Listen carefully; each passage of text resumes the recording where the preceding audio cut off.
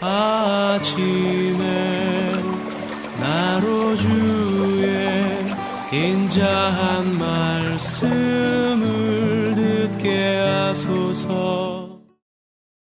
성도 여러분 안녕하세요. 월요일입니다. 또 설을 하루 앞둔 날인데 많은 분들이 또 이동을 할 것으로 예상이 됩니다.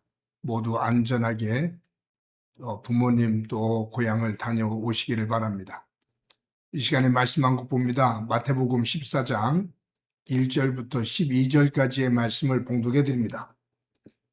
그때 분본왕 헤롯이 예수의 소문을 듣고 그 신하들에게 이르되 이는 세례 요한이라 그가 죽은 자 가운데서 살아났으니 그러므로 이런 능력이 그 속에서 역사하는도다 하더라. 전에 헤롯이 그 동생 빌립의 아내 헤로디아의 일로 요한을 잡아 결박하여 옥에 가두었으니 이는 요한이 헤롯에게 말하되 당신이 그 여자를 차지한 것이 옳지 않다 하였습니다.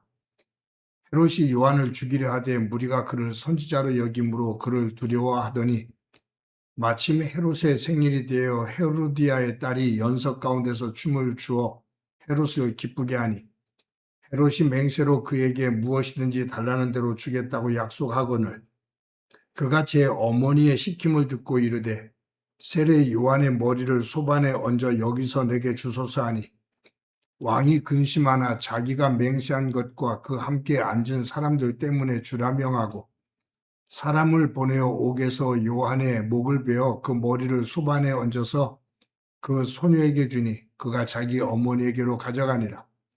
요한의 제자들이 와서 시체를 가져다가 장사하고 가서 예수께 아뢰니라. 아멘. 본문에는 세례 요한의 죽음의 그 사건이 기록되어져 있습니다. 우리가 세례 요한의 삶을 잠시 한번 정리해 보면 그는 예수님보다 6개월 먼저 태어났죠. 또 이 요한의 어머니 엘리사벳과 예수님의 어머니 마리아와는 가까운 친척 관계였습니다. 이 세례 요한의 아버지는 사가랴라는 사람인데 그는 제사장이었습니다. 당시에 아버지가 제사장이면 아들은 그 제사장직을 세습해서 성전에서 섬겼습니다. 그러니 요한은 아버지 사가랴가 제사장이니 제사장이 되어서 예루살렘 성전에서 제사를 집례하는 제사장으로 살아갈 수 있는 사람입니다. 이 당시에 제사장들은 사회적으로, 경제적으로, 종교적으로 인정을 받고 그리고 모든 것들이 안정된 그러한 삶을 살았습니다. 특히 이 당시에 예루살렘 성전을 중심으로 이 유대 종교, 특히 제사장들이 타락을 해서 제사장들이 부귀영화를 누리는 그러한 모습을 보였습니다. 얼마나 타락했냐면 예수님께서 성전을 숙청하시면서 만민이 기도하는 집을 너희가 강도의 소굴로 만들었다 라고 진노하시면서 채찍으로 그 예루살렘 성전을 숙청하셨죠. 그만큼 유대교가 타락을 했고 그 타락의 복판에 제사장들이 있었던 겁니다. 근데 누가복음에 보면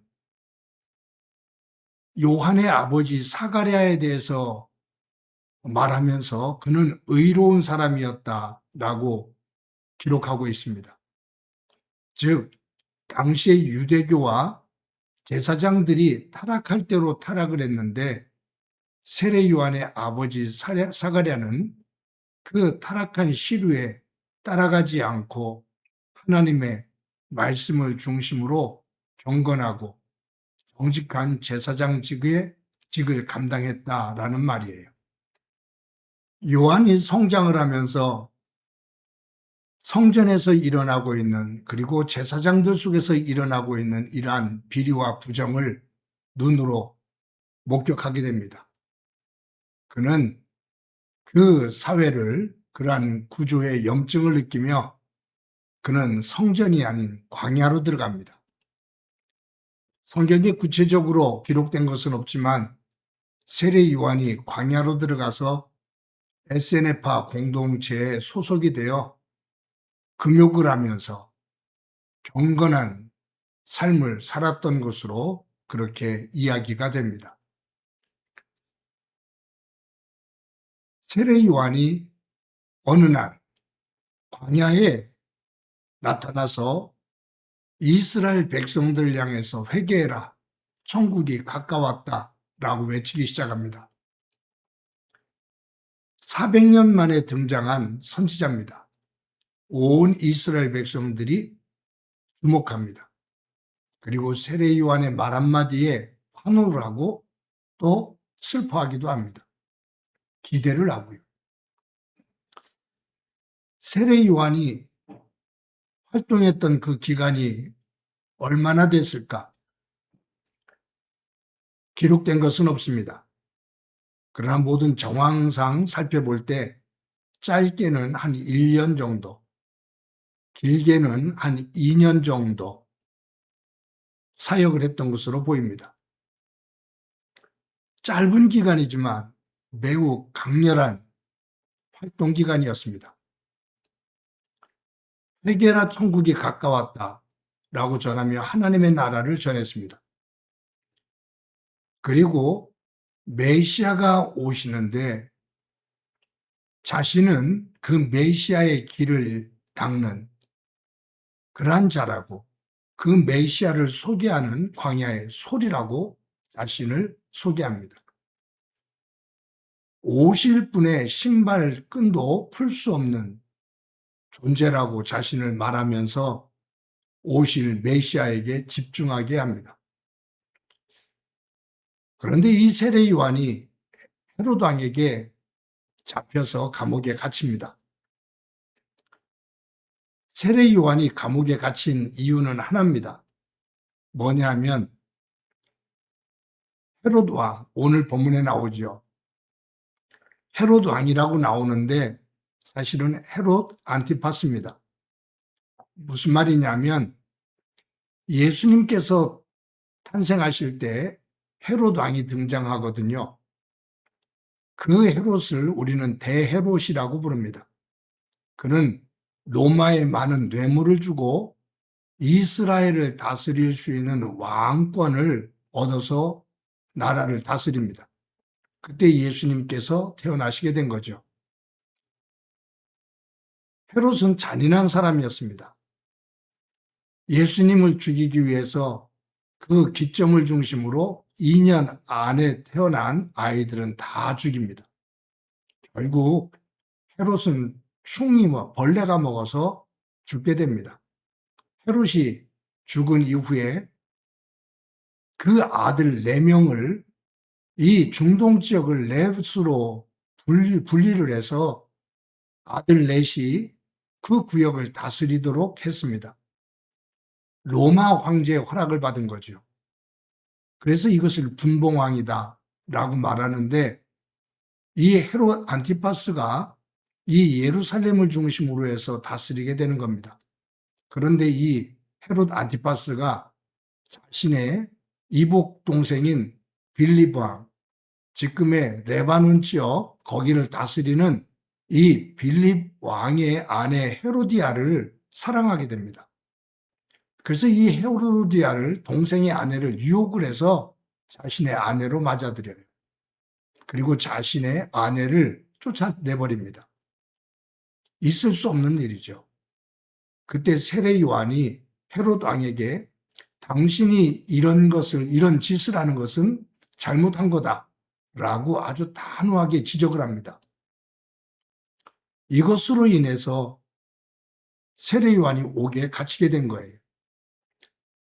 헤롯 왕은 이 세례 요한을 죽이고 싶어 합니다.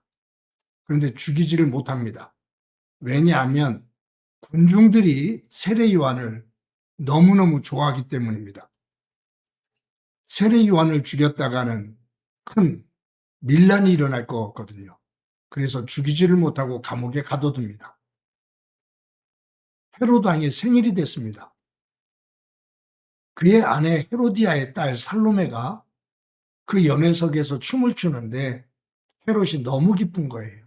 그래서 살로메에게 네가 원하는 것을 내가 다 해주겠다라고 맹세를 합니다. 그때 이 살로메가 자기 어머니 헤로디아에 가서 무엇을 요구할까라고 할 때 헤로디아는 세례 요한의 목을 쳐서 지금 그 소반에 담아 그것을 달라고 해라. 그래서 어쩔 수 없이 헤롯 왕은 세례 요한의 목을 잘라 소반에 담아서 살로메에게 건네줍니다. 아주 그 험악한 살벌한 이야기죠. 이렇게 해서 세례 요한은 죽음을 당하게 됩니다. 여러분, 세례 요한의 삶을 보면 그는 태어나는 과정도, 그는 자라는 과정도, 그가 짧은 기간이지만 굉장히 강렬하게 하나님의 나라를 증거하며 예수님을 소개하는 장면도, 그리고 그의 죽음도 하나님 안에서 강렬하게, 그리고 하나님의 뜻에 따라 온전한 모습으로 그 길을 걷다가 생을 마치게 됩니다. 여기서 우리가 한 가지 생각해야 될 것. 어찌 보면 세례 요한은 헤롯 왕과 헤로디아에게 죽임을 당했습니다. 패한 거겠죠.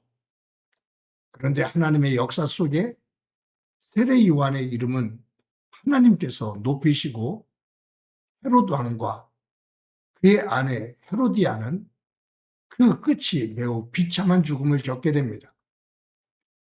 나중에는 정치적으로 실패를 하게 되고 유배가게 되고 그 속에서 둘이 비참하게 죽은 것으로 그렇게 전해지지요. 사랑하는 성도 여러분, 오늘 우리가 이 본문 말씀을 보면서 죽이는 자와 죽임을 당하는 자, 죽이는 자가 승리한 것 같고 죽임을 당한 자가 패배한 것 같은데 하나님의 역사 속에는 그렇지를 않습니다. 죽임을 당한 세례 요한이 진정한 승자이고 죽인 헤롯과 헤로디아는 결국은 패자가 됩니다. 그래서 예수님은 생명을 얻고자 하는 자는 잃게 될 것이고 잃는 자는 얻게 된다라고 말씀하십니다. 높아지고자 하는 자는 낮아지고 낮아지는 자는 높아진다라고 말씀하십니다. 오늘 이 본문을 통해서 저와 여러분의 삶이 한순간의 승자로 끝나는 헤롯과 같은 삶인가?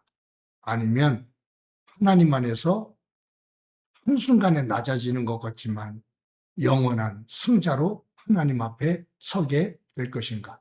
이 부분을 점검하며 하나님의 백성답게 살아가는 소중한 날이 되어지기를 간절히 소망합니다. 한번 기도합니다. 하나님 감사합니다. 오늘도 귀한 날 주신 것 감사합니다. 헤롯 왕에 의해서 세례 요한이 죽임을 당하게 되는데 눈으로 보여지는 것은 헤롯 왕이 승자이고 세례 요한이 패자인 것처럼 보이지만 결국 하나님의 역사 속에서는 헤롯 왕이 패자가 되어지고 세례 요한이 승자가 되어지는 모습을 봅니다. 하나님 안에서 우리가 믿음을 가지고 살아갈진대, 하나님 나라를 소망하며 살아갈진대, 우리의 삶이 세상 것을 위한 순간적인 것을 위한 것이 아니라 하나님 나라와 영원한 것을 위하며 그것을 향해 살아가는 삶이 되도록 은총 베풀어 주옵소서. 함께해 주시리라 믿고 예수님의 이름으로 기도드립니다. 아멘.